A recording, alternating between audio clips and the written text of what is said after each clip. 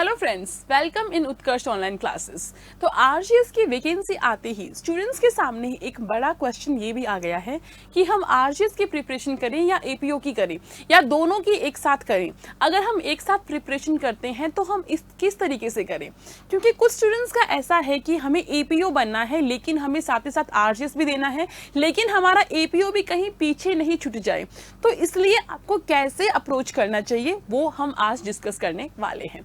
तो स्टूडेंट्स देखिए, RGS APO दोनों में ही जो एग्जामिनेशन स्कीम है उसकी अगर हम बात करें तो आरजीएस में आपका प्री, मेन एंड इंटरव्यू है। इंटरव्यू को एक बार साइड में कर दीजिए और एपीओ की हम बात करें तो वहां पे प्री एंड मेन है। क्योंकि अभी आपके पास टाइम कम है, क्योंकि आरजीएस की प्री एग्जामिनेशन की डेट ऑलरेडी आ चुकी है जो कि है 16 जून। तो अभी हमें सिर्फ प्री के पॉइंट ऑफ व्यू से ही इस एग्जाम को देखना है, चाहे हम एपीओ को देखें या हम आरजीएस प्री को देखें। तो दोनों के ही एग्जाम कैसे होने वाले हैं, MCQ based. Pre examination RGS में भी और एपीओ में भी एमसीक्यू बेस्ड का मतलब क्या है, ऑब्जेक्टिव एग्जाम आपका ये होने वाला है। तो अगर हम सिलेबस को देखें तो स्टूडेंट्स, एपीओ का सिलेबस जो है वो बिल्कुल वही है जो कि आरजीएस का है, लेकिन 5 माइनर एक्ट ऐसे हैं जो कि आरजीएस में नहीं है लेकिन एपीओ में है, प्लस सिविल पार्ट जो आरजीएस में है वो एपीओ में नहीं है। तो आरजीएस का कह सकते हैं हम ऑलमोस्ट 50% पार्ट जो है वो एपीओ में है और 10-20% पार्ट ऐसा है जो कि आरजीएस में नहीं है। मतलब कुछ पार्ट तो ऐसा है जो कि कॉमन है।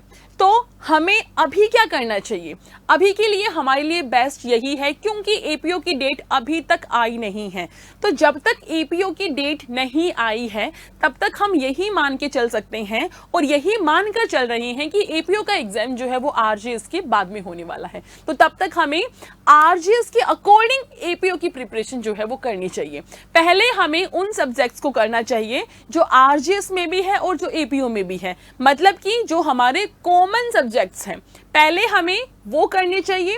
उसके बाद में हमें आरजीएस का सिविल पार्ट जो है जो कि एपीओ में नहीं है वो देखना चाहिए, क्योंकि एपीओ की डेट अभी भी आई नहीं है। और आरजीएस प्री होने के बाद में जो 5 माइनर एक्ट्स हैं जो कि एपीओ में है लेकिन आरजीएस में नहीं है, जैसे कि arms act, excise act, SC/ST act and जो पब्लिक एग्जामिनेशन वाले 2 एक्ट हैं वो सारे मिलके, तो ये हमें प्री के बाद देखनी चाहिए। तो इसको और अच्छे से समझने के लिए एक बार हम सिलेबस को देख लेते हैं। तो जो एपीओ का सिलेबस है वो इस तरफ है और आरजीएस का सिलेबस है वो इस तरफ है। तो आईपीसी दोनों में कॉमन है, तो आईपीसी हमें सबसे पहले प्रिपेयर कर लेनी चाहिए। आईपीसी को, एविडेंस को, सीआरपीसी को, ये 3 जो मेजर हमारे क्रिमिनल लॉज है उनको हमें सबसे पहले कवर कर लेना चाहिए। और यहाँ पे स्टूडेंट्स जो सबसे अच्छी बात आप लोगों के लिए है वो यही है कि दोनों ही एग्जामिनेशन में पुराने मेजर लॉज पूछे गए हैं। अगर ऐसा हो जाता, मान लो खुदा ना खास्ता, हुआ नहीं है, बहुत अच्छी बात है, अगर ऐसा हो जाता कि यहाँ पर आप पुराने लॉज पढ़ रहे होते और यहाँ पे न्यू लॉज पढ़ रहे होते तो बहुत बड़ी समस्या आप लोगों के लिए हो सकती थी। पर फिलहाल आप बिल्कुल सेफ हैं, क्योंकि आपको दोनों में ही पुराने मेजर लॉज जो है वो पढ़ने हैं। तो दोनों में ये कॉमन है, ये आपको सबसे पहले करना चाहिए। उसके बाद में जैसे ये हमारा SC/ST एक्ट है, इसको एक बार आप साइड में रख दीजिए क्योंकि ये आरजीएस में नहीं है।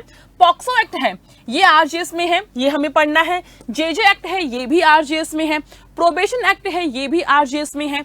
जो आर्म्स एक्ट है ये आरजीएस में नहीं है। राजस्थान एक्साइज एक्ट है, ये आरजीएस में नहीं है। जो Rajasthan public examination prevention of unfair means है, ये आरजीएस में नहीं है। The Rajasthan public examination measures for prevention of unfair means in recruitment, ये आरजीएस में नहीं है। कुछ स्टूडेंट्स को तो ये कंफ्यूजन रहता है कि ये 2 एक्ट सेम से लग रही हैं, इनमें क्या डिफरेंस है। तो स्टूडेंट्स, जो पहला एक्ट है वो है फॉर योर यूनिवर्सिटी एग्जाम्स, है ना, यूनिवर्सिटी एग्जाम्स होते हैं, बोर्ड एग्जाम्स होते हैं, उनके लिए है। जो आपका दूसरा एक्ट है जो 2022 का है वो है जो भर्ती परीक्षाएं होती है, रिक्रूटमेंट जो होता है, भर्ती परीक्षाएं जो होती है उनमें जो नकल होती है उनसे बचने के लिए है। तो ये 5 जो आपके माइनर एक्ट है ये सिर्फ क्या है, एपीओ में ही है। तो इनको आप एक बार साइड में कीजिए और वो एक्ट और वो सिलेबस जो कॉमन है जिनको हमने डिस्कस किया है अभी, तो वो जो कॉमन जो सिलेबस है आपको पहले वो कवर करना चाहिए। तो इससे आपका एपीओ भी नहीं छूटेगा और आरजीएस भी क्योंकि आपको देना है। देखिए जब हम बात करते हैं लॉ के फील्ड की, तो लॉ के फील्ड में judiciary is on the top. तो हर कोई स्टूडेंट ये चाहता है कि वो जुडिशरी में जाए। एपीओ बनने के बाद भी, जेएलओ बनने के बाद भी, मतलब कोई भी जॉब उसकी एक बार को लग जाए, वो एक बार तो चाहता है कि जॉब सिक्योरिटी हो जाए, सो दैट प्रेशर ना फील हो, है ना। लेकिन उसके बाद उसका अल्टीमेट एम जो रहता है वो आरजीएस रहता है। लेकिन अभी स्टूडेंट्स आपके सामने 222 वैकेंसी है, जो कि गोल्डन अपॉर्चुनिटी है, क्योंकि इतनी वैकेंसीज रोज रोज नहीं आती है। इस बार क्यों आई है? क्योंकि पिछले 3 साल से एग्जाम नहीं हुआ है, तो इसलिए 2023, 24, 25 3 सालों की वैकेंसीज मिलाकर आई है, इसलिए 222 है। तो गोल्डन अपॉर्चुनिटी है, बम्पर वैकेंसीज आपके सामने। आप तैयारी कीजिए आरजीएस की। ये मत सोचिए कि एपीओ बनना इजी है, आरजीएस बनना टफ है।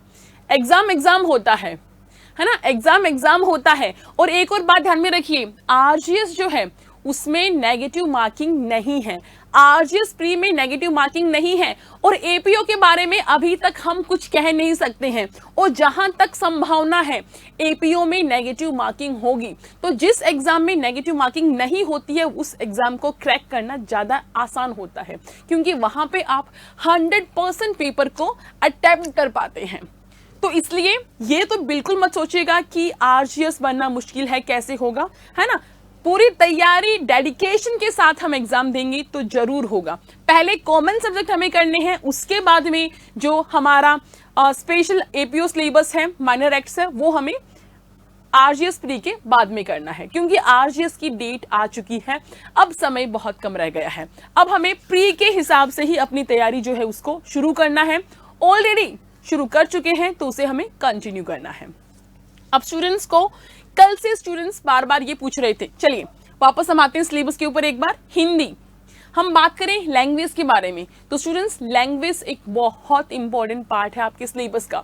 और आपके लिए सबसे अच्छी बात ये है कि एपीओ एंड आरजीएस दोनों का जो लैंग्वेज का सिलेबस है वो हूबहू सेम है, कोई डिफरेंस नहीं है, एक शब्द इधर का उधर नहीं है।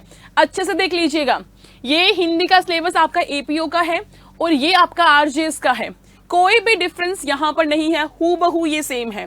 तो हिंदी सेम है, इंग्लिश सेम है। तो जो आपने एपीओ के लिए इंग्लिश हिंदी की तैयारी की है वो आरजीएस में काम आएंगी, आरजीएस के लिए कर रहे हैं वो एपीओ में काम आएंगे। तो एक साथ एक एग्जाम की तैयारी करेंगे, दोनों क्रैक हो सकते हैं। आरजीएस के साथ एपीओ आपको फ्री में मिलेगा, है ना।